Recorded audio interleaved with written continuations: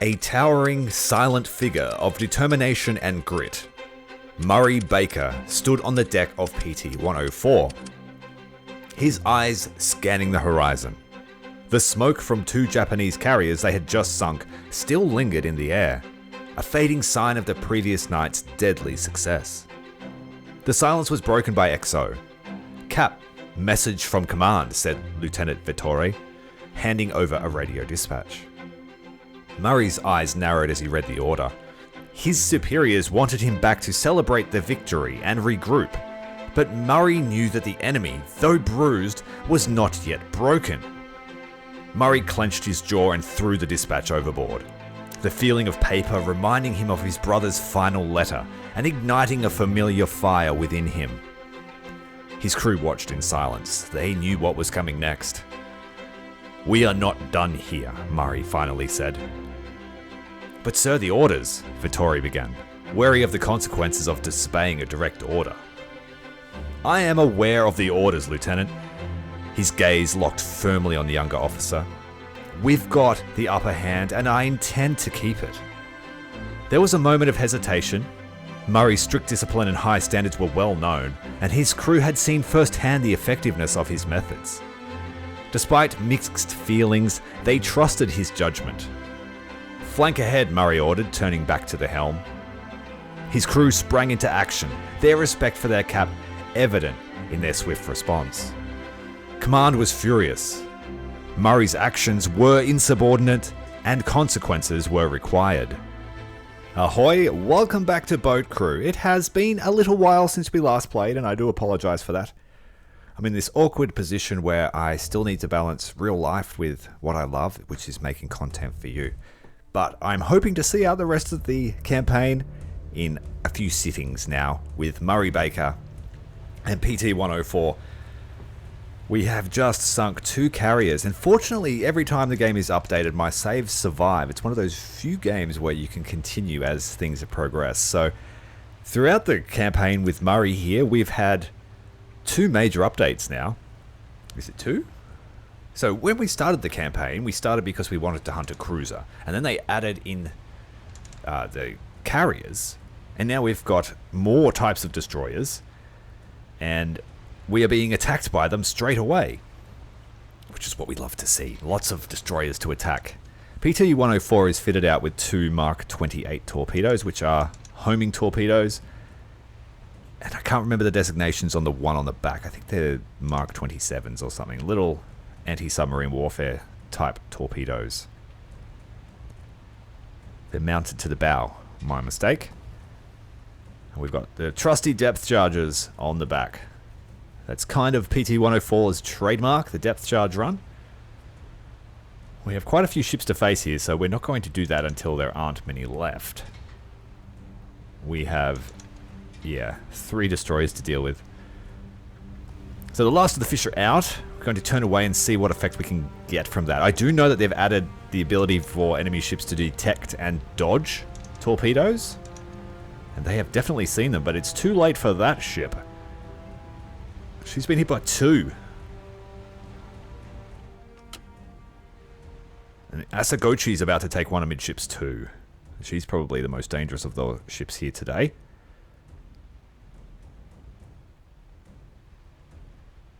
I'm not sure if it's enough to kill Asagochi. We managed to hit the small, I think it's a minesweeper or a subchaser. So we hit one of the escorts. We completely destroyed one of the Fubukis. There we go. Final magazine detonation. Let's call in an airstrike. Let's call in 5 aircraft. And it looks like the Akizuki may be defeated too. She's lost the front guns. The magazines have gone up. And it looks like we just have the Amutsuki, which is the new destroyer that's been added with this major update. An older style destroyer. I think that's the Amutsuki, yeah. Having the recessed torpedoes on the bow is a good indicator of that style of ship.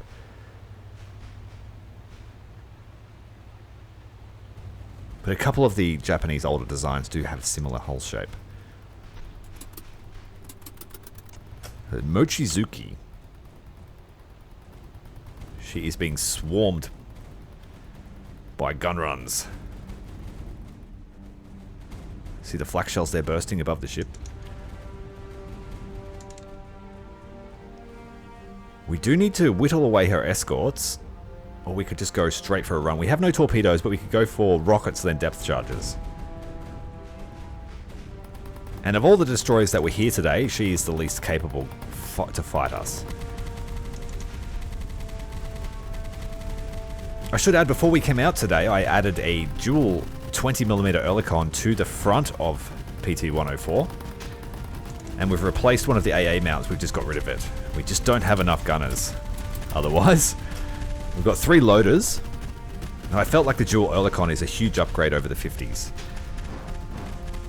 Rockets away.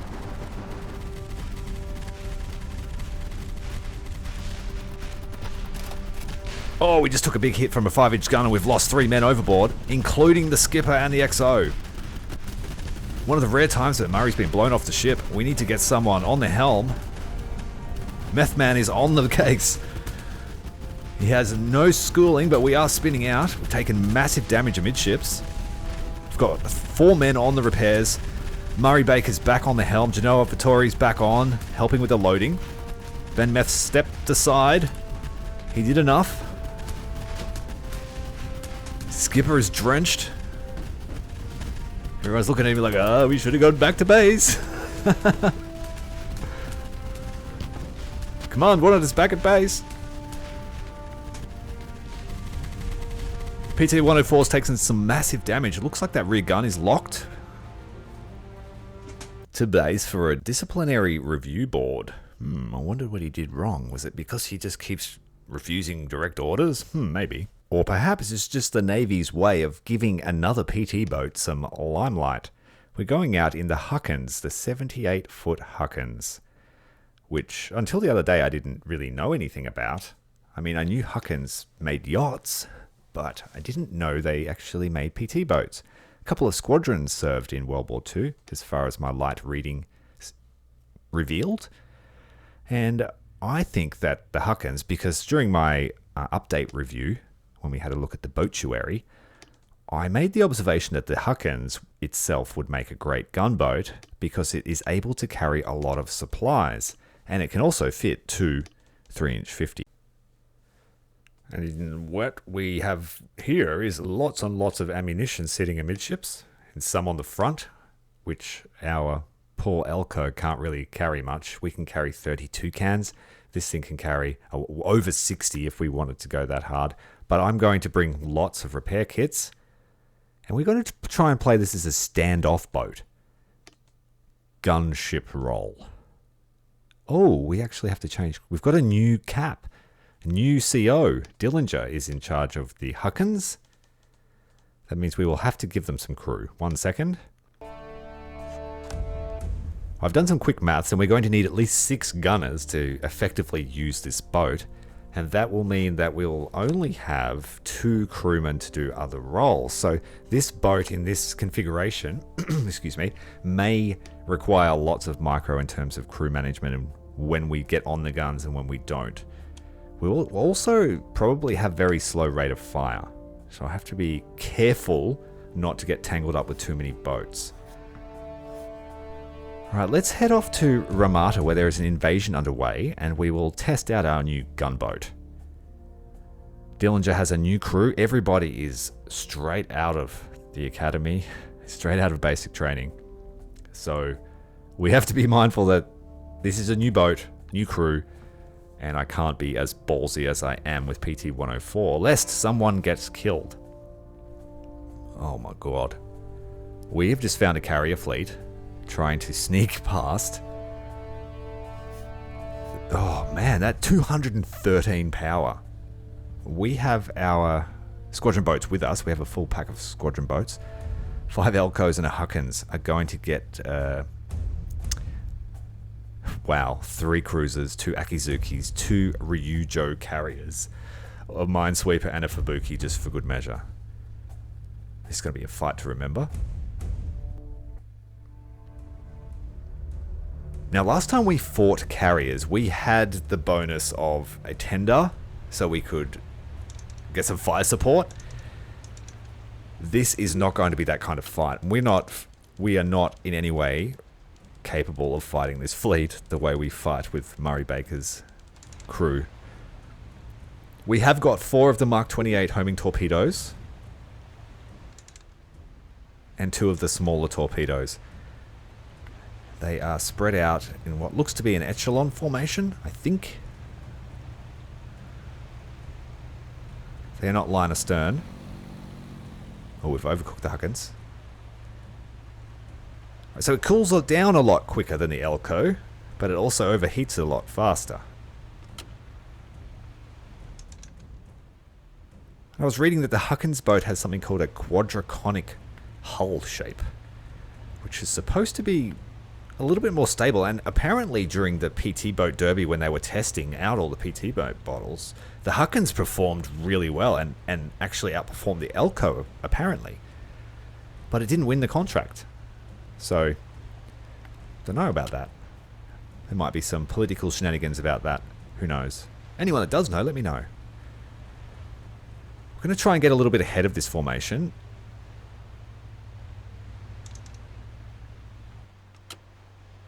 Oh, they're turning towards us. This has just become a head-on. Alright, we're going to try and launch all our fish, prioritizing the carrier and where the densest mass of ships are. Alright, 2 there. Go starboard fish. And then we'll go 1 wide here to try and hit one of those cruisers, or... Yep, and they're too light, they can just go wherever. Oh, we just had a rogue launch. It rolled off the deck wrong as we were turning. So we've only got 5 fish out. Ideally, I want to hit a cruiser and a carrier. Oh, looks like we're going to take out a coastal tanker.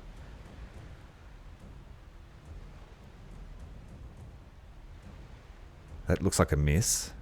Oh no, she's caught with the Seeker and going to hit the cruiser amidships. Nice.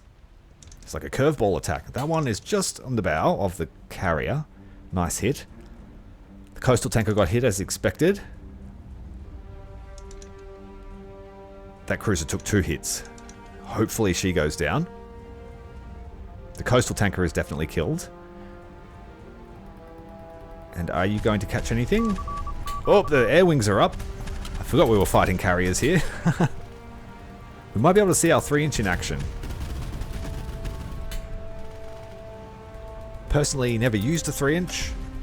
More of a 8-inch man.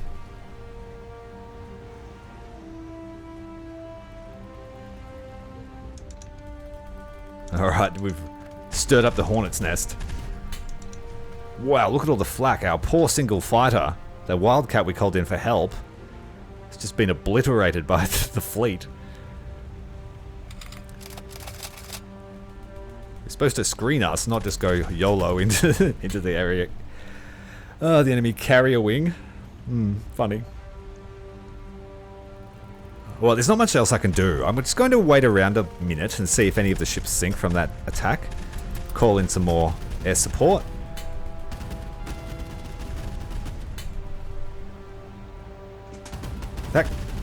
One of the cruisers did get hit with 2 torpedoes, so I'm hoping she sinks out.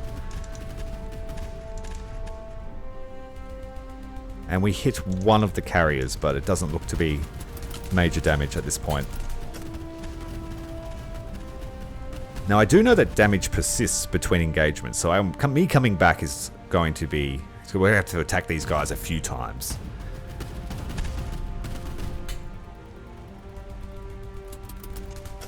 Wow, there's more enemy aircraft inbound that are not carrier-based.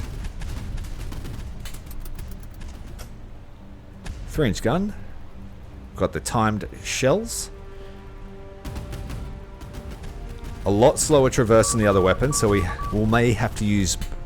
Oh shit, we've got some light craft coming in. As I was saying, it's got a light, slow traverse, so we will have to turn to help it get on target.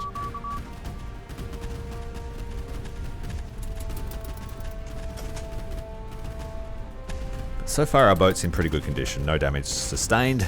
Let's see how we go against surface targets. Whoa! Got a bit of wobble there when both guns open up. Slow down a little bit to try and stabilize the platform.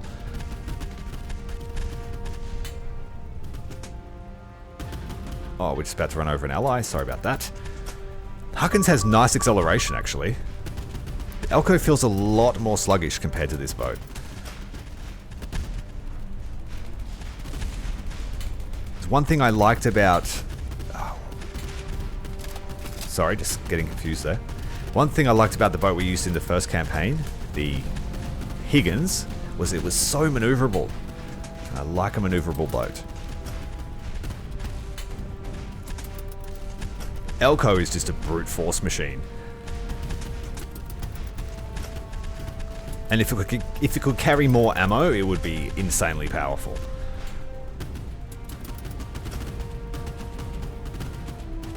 Well, I think it's time to leave. I don't think we're going to get a kill. That's sad. We will have to race back to Ganonga to restock. Yes, we will have to make this dash home to get more torpedoes very fast. So they are heading east. But they will have to head northeast. Let's go, go, go. Grab more torps. More ammunition. Let's get back after them. Before the damage control teams can fix too much. We also have an invasion of Ramata that seems to be stalling. Maybe they're headed there. We can't afford for them to give help. Oh, they are heading there. That invasion will fail if the carrier fleet helps that. The skipper of PT-99, Porker's stern, Dillinger, has quite the task ahead of him. He has the opportunity here to save an invasion from being completely repelled and destroyed. The invasion at Ramata will succeed if we can stop this carrier task force. We lost 2 of our Elkos in the last engagement.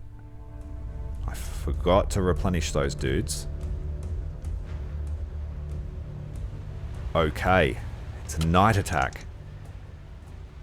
Oh, look at that. All lined up, ready for a slaying. We're going to choose that mass of targets. The more ships that we have a chance to hit, the better. I'll try and time the launches a little bit, just so we're not all stacking them into one. We'll give them about 10 degrees of deviation off each other.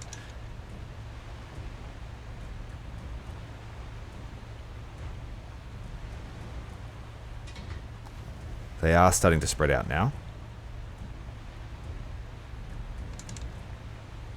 Alright, that fish is about halfway to its destination. We need to launch the rest. Because as soon as that one hits, they're all going to get very angry. Alright, all fish away. They've seen the first one. Spotlights are on. Time to run. Alright, we have lots of hits going to happen. The Akizuki, Fuyukaze. Yes, big hit there. Stern magazine. Isuzu was hit again. I believe we hit them twice last time. So that should be a guaranteed kill. Fuyukaze is on fire. There are 3 plumes of fire reaching for the sky right now.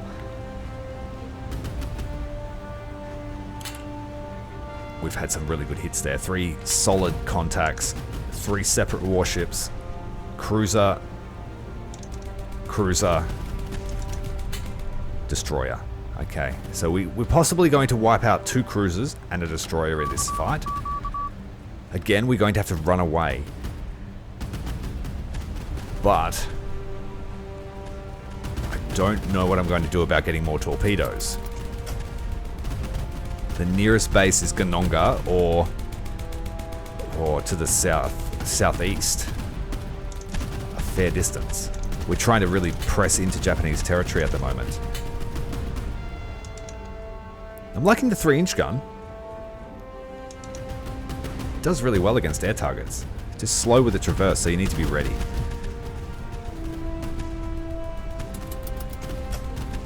Turn towards the target, try and get that gun on. No, splattered by the 50s.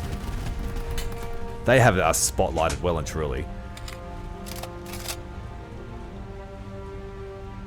But we're outside of their range. Ura is going down. Cruiser Ura.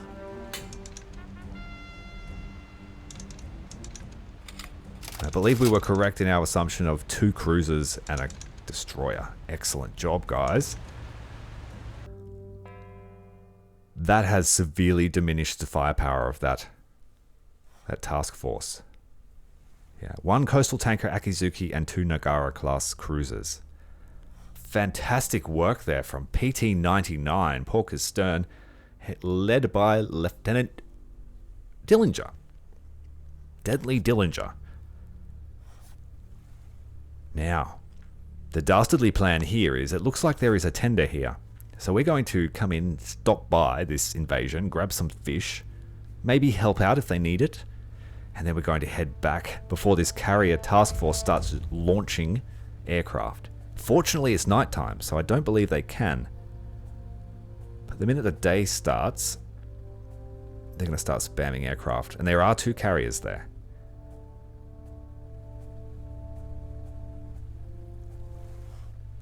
We've got 3 supply subs, a submarine tender, sub chasers.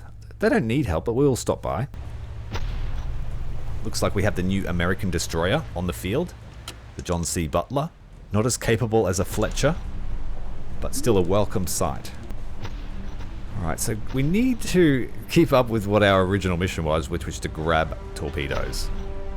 We might help them kill the submarine tender. Just for fun. Why not? This thing's trying to escape. It's got all its spotlights on. They got caught with their pants down. There's just a wave of blue heading towards the shore. We'll just launch our light torpedoes. Just so we get some experience.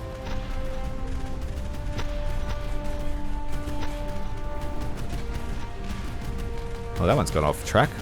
It's not very fair. So is that one. Oh, what if they hit? Oh, there's a submarine there. I forgot there were subs on the map. You told me in the briefing. No! Curse you! Submarines were the bane of Aura's Orca in the first campaign. They always springing up to shoot you in the face. Killed one of our crew in the very first episode of the first game I played. I lost nearly half the crew of our first boat. Okay, crewmen, get back on board, please.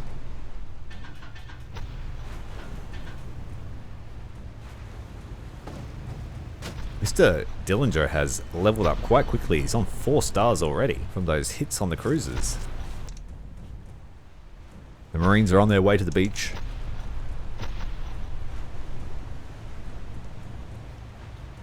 Tracer fighters lighting up the Japanese positions. Let's see what happens when they land. No infantry, doors down? No. You know that's got to come next. I want to see hordes of infantry running into the trees, shooting wildly at nothing.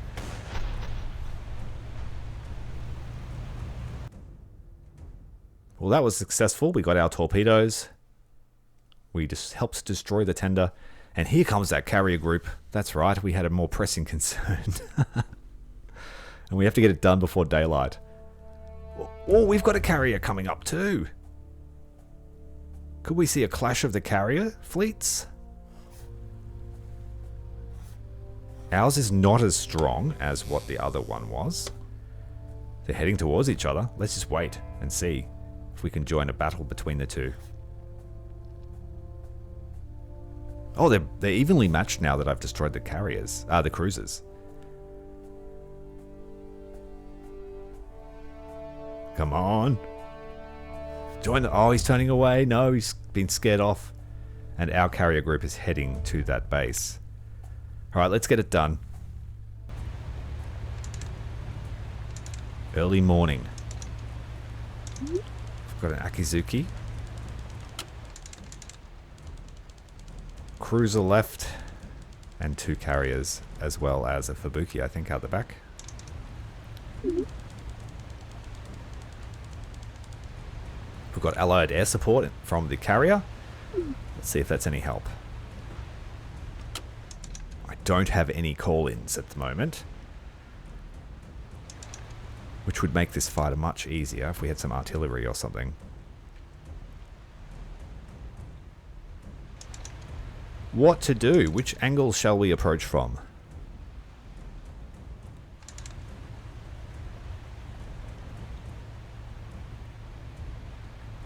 We want at least 1 carrier this time. One of them's already been damaged. I want to try and shoot around that escort ship. I can't tell if it's turning towards us or away from us. Away from us. We need to try and get a better angle.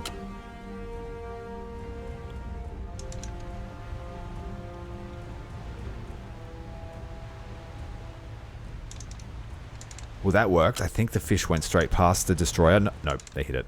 They hit it. I think there is another torpedo on its way towards the carrier. Let's get the rest in the water. That lead carrier is our main target. I think we had a contact in the carrier in the background. They've lit us up. We need to get everyone on the guns now. Switching to guns. 1 man on repairs in case we take a hit. Oh, that was a big explosion in the background. Was that the destroyer? Yes. Akizuki is down. Hits all along this carrier. I'm not going to try and pronounce that name, sorry guys. But it blew up all the aircraft on the deck.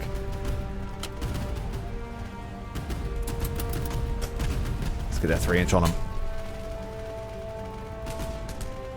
We don't have any more torpedoes. We do have rockets. One of our patrol boats is right down there. We've had secondary explosions from the Yujuyuyon. I think that's how you pronounce it. She's going down stern first. Sahi, the cruiser, has opened up. We have a second carrier in the background. That's our first confirmed kill. Mr. Dillinger, well done.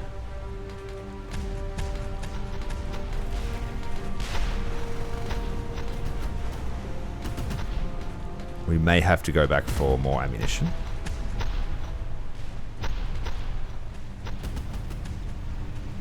But this is how you have to go about beating these big fleets. You have to whittle them away.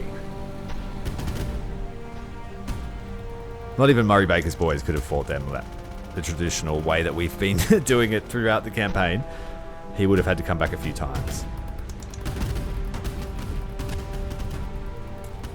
So being able to have a boat that's dedicated to a certain role and just being able to switch into it is, I think, a good thing, rather than just having loadouts. Be able to work on a few different crews at a time as well.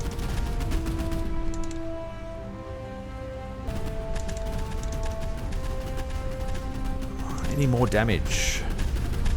Oh, the other carrier's going down. Excellent. We must have hit it with another at some stage. Just going to wait for it to sink out to confirm the kill. Yep, she's sliding under. Excellent work there, Mr. Dillinger. 2 in a night. And without any help. That kind of rivals what Murray Baker can do. Murray Baker had help. Let's go back here. They're pretty much going to take over Romata now. Now our carrier's heading up further. Oh, we've got more enemies coming in. Oh no!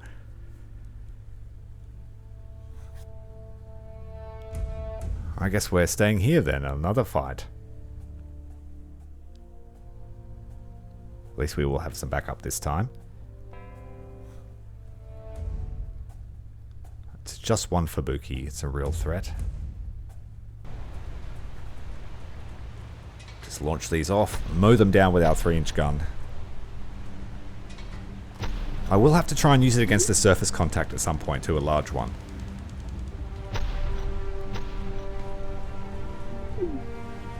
Let's turn back. Go and get some more torpedoes.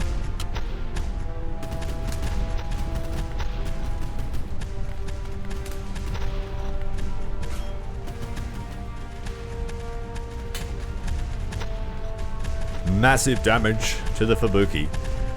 Slamming home with, I think, all of the torpedoes we launched. Sliding under the waves very fast.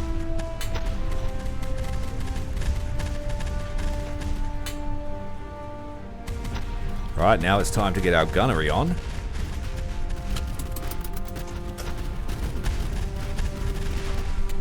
Splat.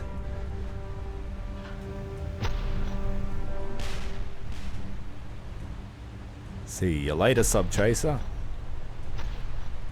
And now we just run along the line of these landing craft and just smash them all with our big gun. Try and keep the boat stable. That'll be the hardest part about it. Whoa, there's a lot of roll there when both guns fire at the same time.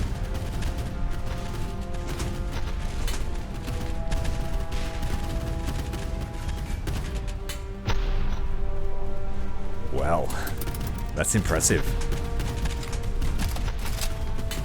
That's certainly a new favorite type. It's pretty moderate on the ammunition as well.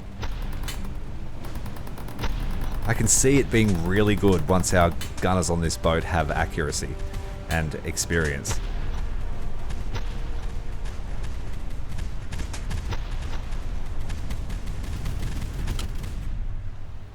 And we are fitted with rockets too. They come standard.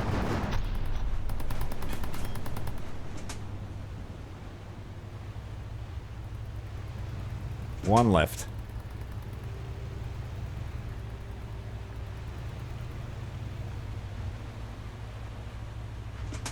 Okay, what are we going to do now?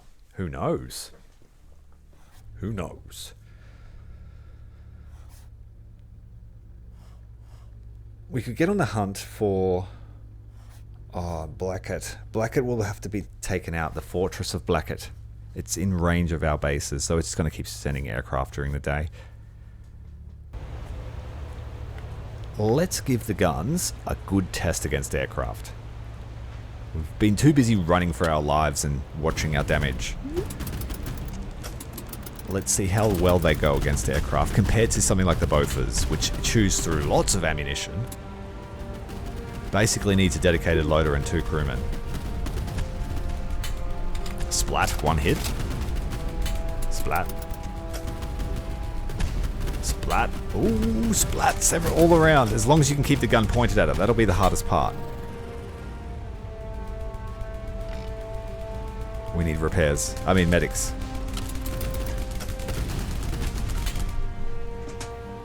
I think that's all of it. Pretty good. Pretty good. If you've got the time to get the guns on, that'll be the premier way to kill aircraft. Chasing down the remnants of this carrier squadron. I think there's only a cruiser left and a couple of DDs maybe. We can just fight them from astern. Let's do that. Yeah, we've got a Fubuki and a cruiser left. Approaching from behind, they have a lot of time to see us. But they're turning to face us. They're all turning the same. The last 3 ships all seem to be turning starboard. This is good. We should be able to wipe out the cruiser here quite easily.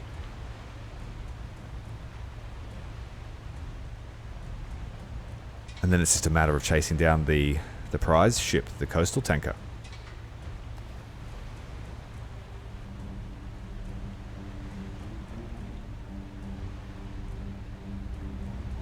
Alright, let's go for the Fubuki.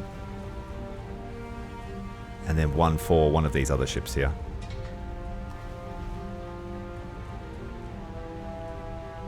And then our 2 light torpedoes can go whoever they want to.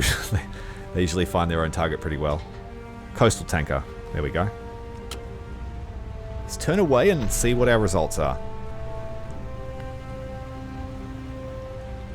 Right, they've turned towards our torpedoes. Ooh, there's a new type of shell. I don't think I've seen that one before. It's like a frag shell, beehive shell.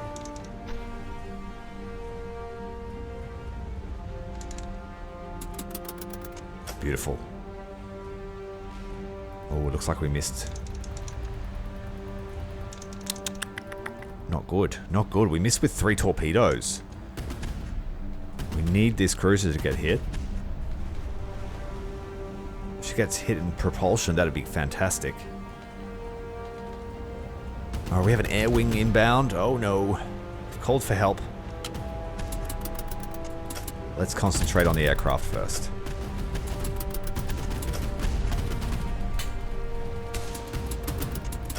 Shoot him. Again. Shoot, please. We need to call in air support. Oh no, we've got it, I think. It's all good. Oh no, surface contacts. They're trying to cut off our retreat.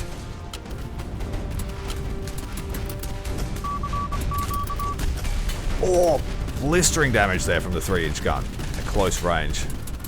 Smashing that patrol boat. Just gotta use the hull to keep the guns on target.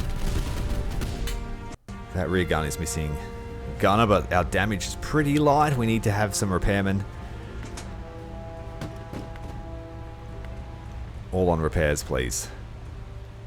Get the boat ship shape. We have lots of repair kits.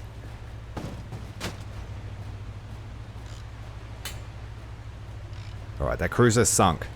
Thankfully. So the real main threat is destroyed, which is great.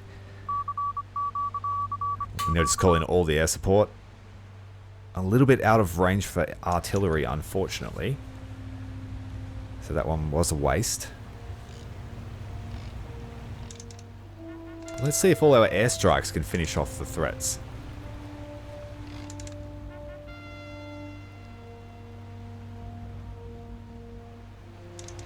It's taken a fair bit to get the boat back, actually. We used a lot of repair kits just now.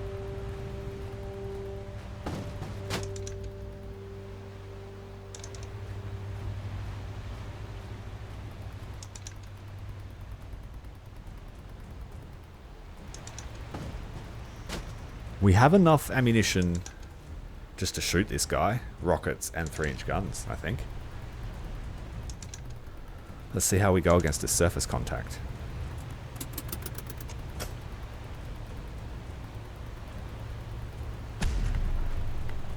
Oh, the gun's opened up. We've got range. Nice. Oh, it just throws your course off pretty much a lot. We just need to get loaders on it. We've got a medic, because all of our men have taken damage. Check that out. Wow. We just got to keep the boat straight. Effective fire here on the Fubuki. It's already damaged. But still. Look at that stream of fire coming in from our boat. Once the medic's healed everyone up, we'll get him back onto loading.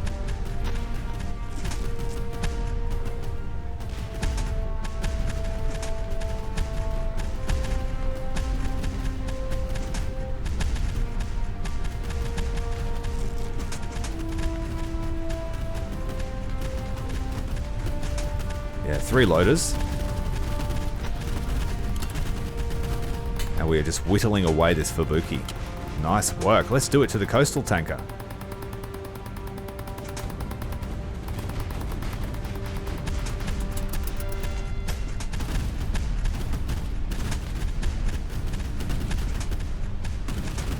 big hits there. Massive, massive hit.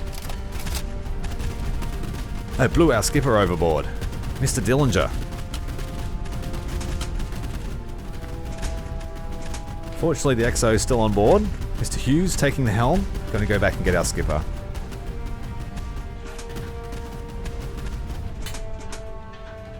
There he is.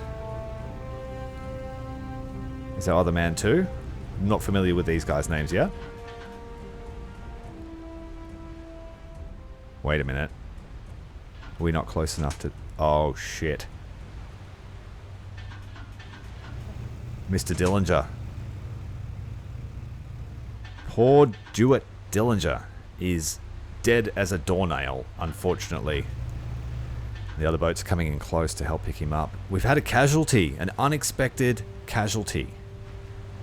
Mr. Dillinger was killed by 3-inch gunfire from a coastal tanker. And such is the life of a PT boatman. From glory to death in less than a millisecond.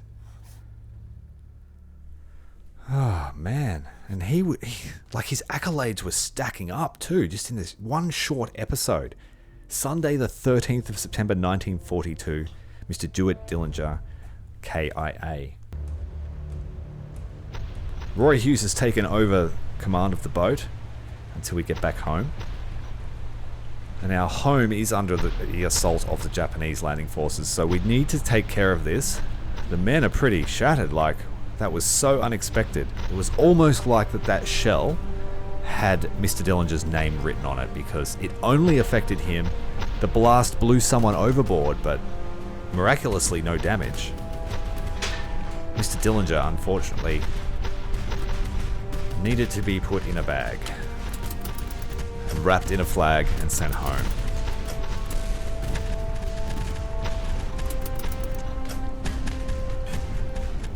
Let's take our fury out on these destroyers here that have arrived at Ramata. We do need more ammunition for our 3-inch gun, which has been barking furiously all day.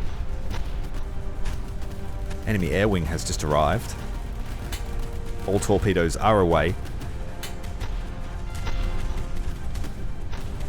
That guy is dead. Let's finish him off with some 3-inch fire and a artillery barrage.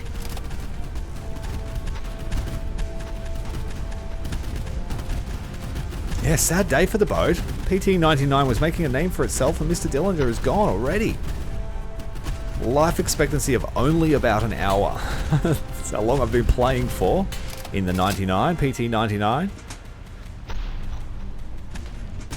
We've run drive ammunition, just what's left in the belts.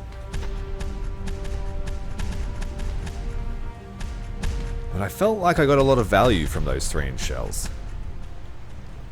Compared to something like the 40mm, or the dual 40mm. Which feels like it always needs ammunition.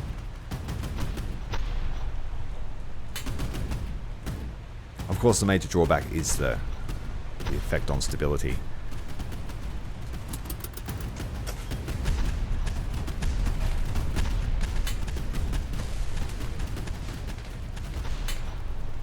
I think that's it. PT-99 are going to have to go back and have a service to remember their fallen skipper, who they'd only just got to know. Oh, somber mood all around.